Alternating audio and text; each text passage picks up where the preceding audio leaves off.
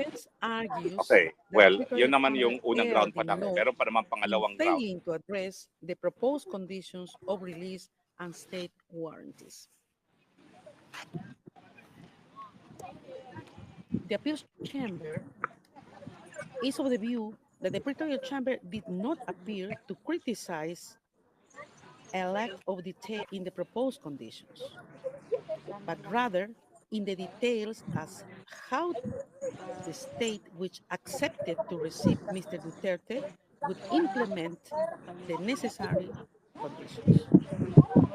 The pre-trial chamber did not consider release with conditions as required, but found that in the circumstances before it, the risks it had identified could not be mitigated Ang pinag-uusapan by the po ngayon, yung mga proposed kondisyones conditions. kung siya'y bibigyan ng panandilang kalayaan. Moreover, the appeals chamber is of the view that the pre-trial chamber was not obliged, as suggested by the defense, to seek further observations from the concerned state, because it did not Ang envisage sabi ng the pre-trial chamber, possibility of release hindi daw given sapat the yung mga risks it kondisyones found para maiwasan Mr. ang Duterte pagkatakas. No?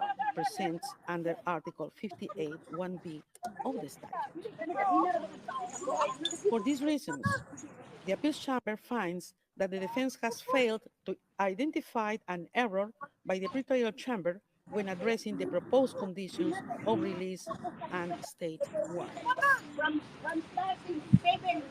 In relation to the question of whether the Naku, pre-trial chamber hindi erred naman in law tinanggap by na failing to appellate consider chamber if the yung proposed state warranties argumento could ng mitigate ni Tatay the Digong risks under na sapat Article naman yung mga 58, kondisyones 1B na of the statute, inimpose the kung appeals siya'y chamber mabibigyan finds ng that this does not interim release. appear No? from the impugned decision that the pre-trial chamber would have required an elimination of risks, as argued by the defense.